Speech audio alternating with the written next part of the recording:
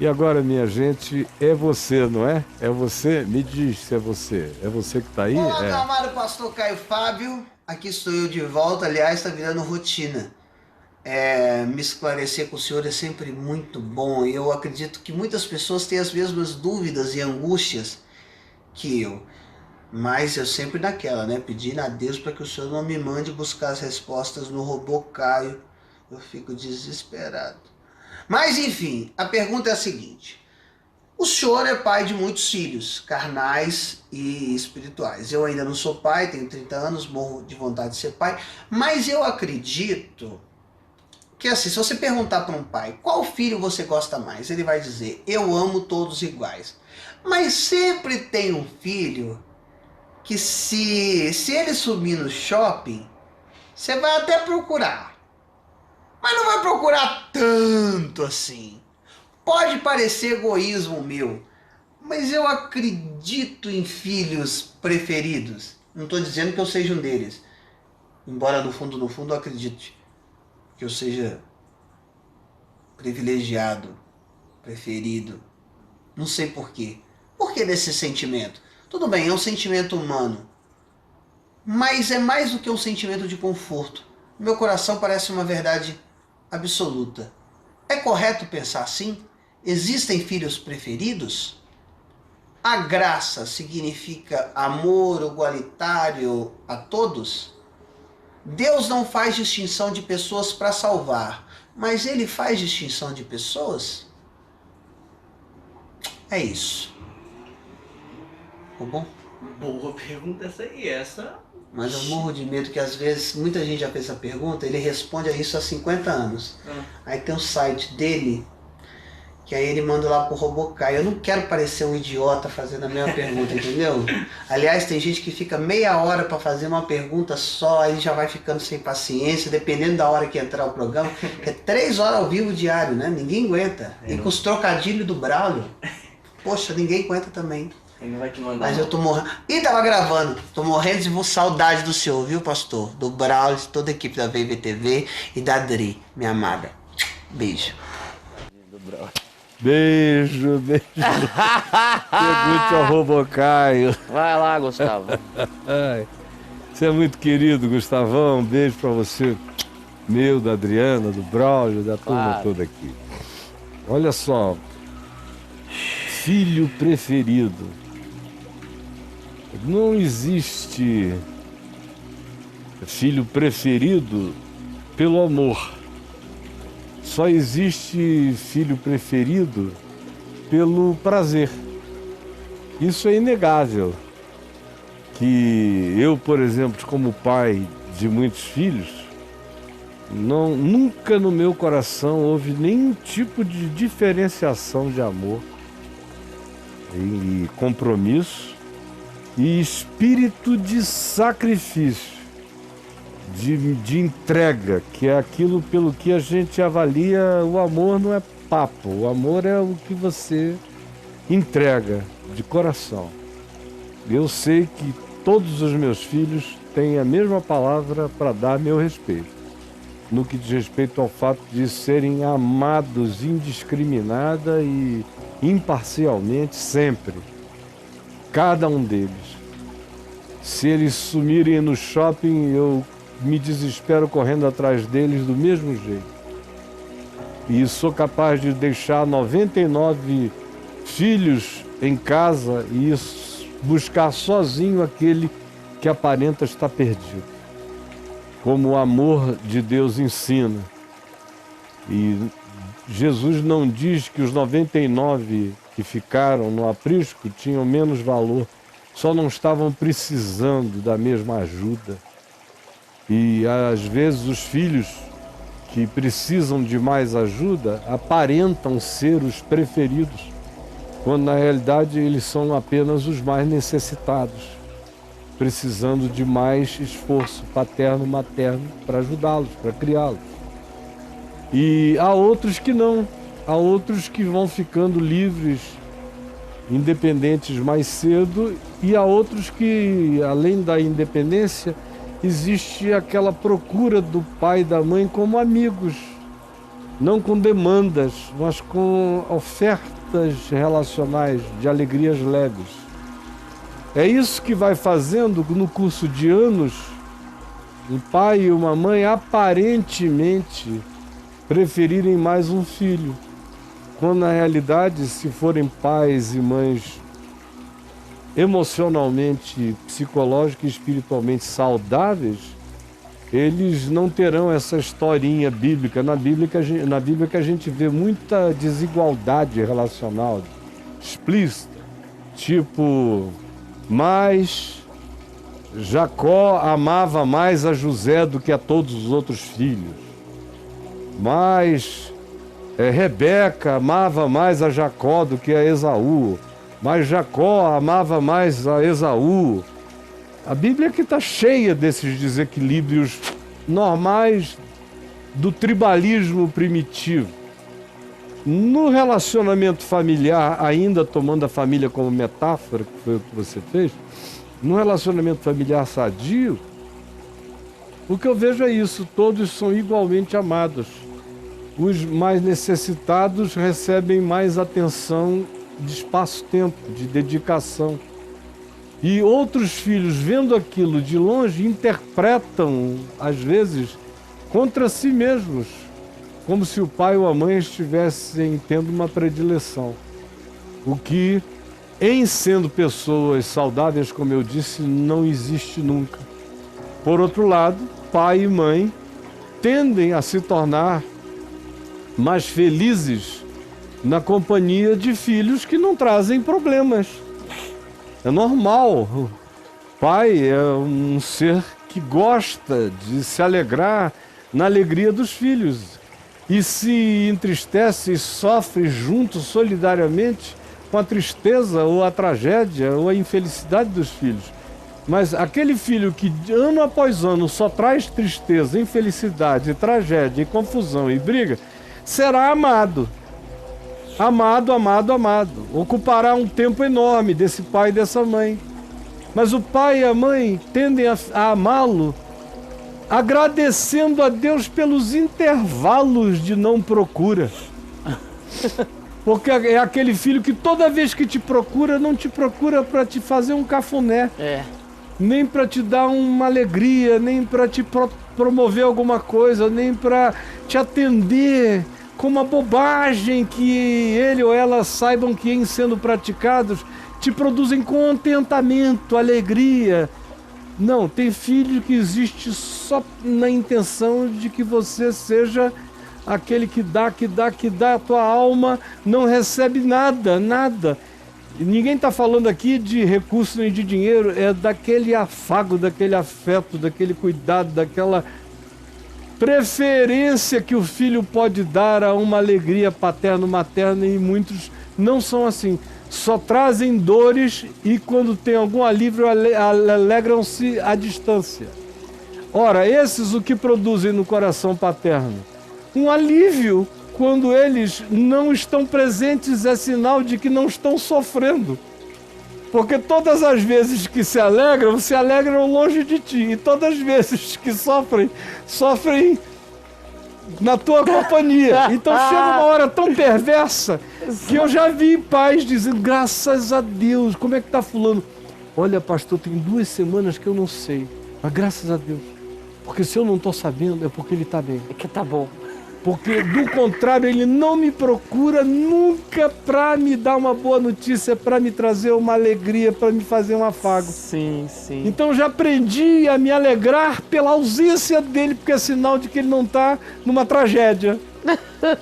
Então, filhos, existem pais ruins, cada vez existem mais. Eles estão aumentando. Os pais sem natureza paterna e mães sem natureza materna, crescendo, vão aumentar absurdamente. Daqui a pouco serão só úteros e pênis, não mais pais e mães. Ou óvulos e espermatozoides, mas não mais pais e mães. A perda no processo de desafetuamento paterno-materno é extraordinária. De modo que hoje em dia, pai e mãe já não servem mais nem como metáfora para o amor de Deus. Nós Nem estamos como numa situação metáfora, tão pelo ruim. amor de Deus. Não. Pai e mãe não estão servindo mais. Olha, Jesus dizendo, meu Pai Celeste. Eu, às vezes, digo, Jesus, eu tenho que explicar quem é o teu Pai Celeste. Porque naquele tempo o cara assumia que o pai dele era assim, parecido. Por pior que fosse, era legal. Nós que sois maus. É, Tô mas ligado. agora não. Agora não tá rolando mais. Agora a gente tem que usar outra metáfora, senhor, porque essa aí não tá pegando. Tá funcionando. Porque não dá mais nem para usar amor de pai, nem amor de mãe. Ainda dá para usar amor de alguns avós, que ainda amam a antiga. Como eu vi outro dia aqui, anteontem na TV, uma coisa que eu já vi daquele velho que é levado a uma corte nos Estados Unidos, porque estava dirigindo numa Sim. velocidade extraordinária. Aí o juiz o enfrenta com a lei e ele confirma, é sim, era eu. Porque ele disse que meu filho, fulano, estava passando mal, não é isso mais ou menos? Eu tive que Sim. levá-lo ao hospital, Eu tive que correr por causa disso. correr e atravessei o sinal para chegar no hospital. Pra Fui eu ajudar. mesmo, meu filho, fui eu. Filho ou neto, uma coisa. É. É. Então, essas criaturas estão ficando cada vez mais distantes, mais raras. Hoje em dia tem muito pai que seu filho passa mal, ele chama um Uber, leva ele para o lá hospital para gente. mim. Pega o cartão aqui. É, vai lá, mas não vai não. Então, Gustavo, até a metáfora está em estado de morrência. É, Caio. É, de falência, de falecimento. A metáfora de Jesus está sendo abalada. Então, deixa eu te dizer o seguinte, deixando os pais para lá, que eles perderam a confiabilidade instintual, vamos falar só desse que está nos céus. Então transforme isso na pergunta direta. Escuta, Deus, que é Pai Isso. amoroso de todos nós, tem preferência por alguns filhos? Que história é essa de Davi ser um homem segundo o coração de Deus? É. Que história é essa do anjo Gabriel chegar para Daniel e dizer, Daniel, tu és um homem muito amado? Que história é essa de anjos cantarem dizendo que aquela era uma mensagem para os homens a quem Deus quer bem? Homens de boa vontade, homens a quem Deus quer bem, lá em Belém, quando Jesus nasceu. Que história é essa? De amei a Jacó e aborreci-me de Esaú. Que história é essa? De escolhido antes disso, antes daquilo. Que é o que a gente vê abundantemente na Escritura. Se Deus é assim, Deus não tem predileções de uma natureza muito parecida com as predileções de Jacó, ou de Isaac, ou de Rebeca, ou desses patriarcas que não negavam as suas inclinações, nem em que direção eles abençoavam, como tinham coragem de abençoar uns filhos e amaldiçoar outros, por mais que tenham sido ofendidos. Deus tem alguma coisa a ver com isto? Ou que história é essa de Jesus dizer, não digo que rogo pelo mundo, mas rogo por estes que tu me destes do mundo? Que confusão é essa? Que história é essa? É porque existem pessoas no mundo a quem Deus ama e existem pessoas a quem Deus não ama? Ou é o conceito de mundo a que não está bem entendido? Nesse caso é o conceito de mundo que não está bem entendido, porque Deus não ama o mundo enquanto Deus ama o mundo de tal maneira que dá seu Filho unigênito pelo mundo, ao mesmo tempo que se diz que se alguém amar o mundo, o amor do Pai não está nele. Então, se Deus amou ao mundo, que mundo é esse que se alguém amar, o amor do Pai não está nele?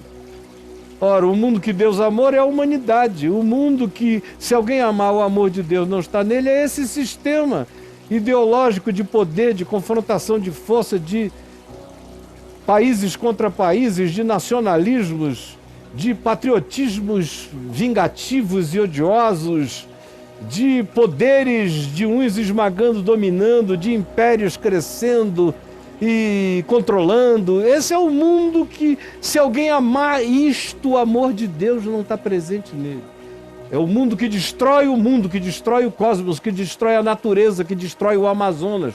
Se alguém amar aquilo que destrói o Amazonas, o amor do Pai não está nele. Se alguém amar aquilo que destrói a criação, o amor do Pai não está nele. Se alguém amar aquilo que faz 1% ficar com metade do recurso do mundo e o resto na penúria, o amor do Pai não está nele. Mas Deus ama a humanidade, todo ser humano igualmente.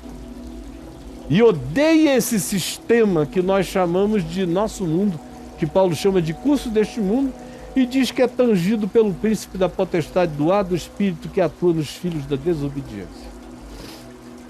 Deus ama a toda criatura, mas como Pai, Ele responde de maneira sublimemente natural à confiança, à fé, ao amor. Como um pai natural, normal e saudável se alegra imensamente com aquele filho que cuida dos seus irmãos, o nosso Pai que está nos céus se alegra com os irmãos que cuidam dos irmãos, se alegra com os filhos que privilegiam sua vontade, sua palavra, se alegra com os filhos que querem aprender sua sabedoria, se alegra com os filhos que, mesmo lutando contra o amor do Pai, reconhecem, caem em si, voltam para casa arrependidos, porque Ele tem prazer extraordinário em que um filho dele se arrependa, em que alguém se ilumine, que alguém abra os olhos, porque o grande galardão de Deus é ter relacionamento de amor com os seus filhos. Deus, entenda bem o que eu vou dizer, Deus não está emocionalmente carente de nada nem de ninguém. Mas Ele é órfão da maioria dos filhos dele. A maioria dos filhos dele passam por Ele sem saber que Ele é o Pai, sem reconhecê-lo, sem tratarem-no como tal, sem nenhuma relação de natureza íntima ou pessoal. São aqueles filhos que no máximo gritam assim para um pai que está bem do lado, mas eles imaginam que se existe está distante, eles gritam: "Oh, tá vendo não? O que está acontecendo na bosta da minha vida? Se tu és meu pai, se há um pai para mim, então faz alguma coisa." E o pai está ali do lado o dia inteiro, oferecendo, servindo, mostrando, iluminando, mas o cara não enxerga. E quando chega alguém e diz: "Deixa eu te apresentar teu pai", ele está aqui, todo esse tempo. O sujeito ainda diz que você é um doido presunçoso de achar que conhece algum pai celestial, que isso não existe. Então, existem filhos que vivem do mesmo modo, ou seja, alienados do pai. Mas a atitude deles para com a vida provoca algo em Deus que todo bom pai também tem no coração. Ou seja, não é porque um filho não me dá uma atenção que eu gostaria que ele me desse, que de mim ele vai ter qualquer coisa a menos. A menos nunca. Mas quando eu vejo esse filho tratando os seus irmãos bem, eu me encho de alegria, porque é como se ele estivesse me fazendo bem. Todo pai bom ama a todo aquele que ama genuinamente os filhos dele. Ou ama todo irmão que trata bem o outro irmão. Mesmo que ele não reconheça o pai, ou não saiba ainda do pai, ou por alguma limitação histórica, ou psicológica, ou cognitiva, não tenha discernido a presença do pai, não importa. O pai é maior do que o que eu sei ou não sei, admito ou não admito sobre ele. Ele é pai, eu sou só filho e criatura. Agora, o coração dele se alegra. Como ele disse acerca de Jesus: "Eis aí o meu filho amado, em quem eu tenho todo o meu prazer." Cada ser humano está aqui nesse mundo para crescer diante de Deus e dos homens como Jesus. Eu estou aqui para crescer, eu estou ficando um Jesus já velho, né? Jesus está ficando velho em mim. E eu não melhorei o bastante ainda, estou querendo me dilatar todos os dias, acordar e ressuscitar em mim o potencial maior da manifestação do Pai, para que eu diga como Jesus disse: quem me vê a mim vê o Pai. Ou como Jesus disse: eu tenho feito tudo quanto vi meu Pai fazer. Ou tenho-vos dito tudo quanto tenho ouvido do meu Pai. Ou tenho praticado as obras que do meu Pai aprendi. Esse é o meu objetivo na vida. É crescer em estatura, em sabedoria e em graça, como Jesus, diante de Deus e dos homens.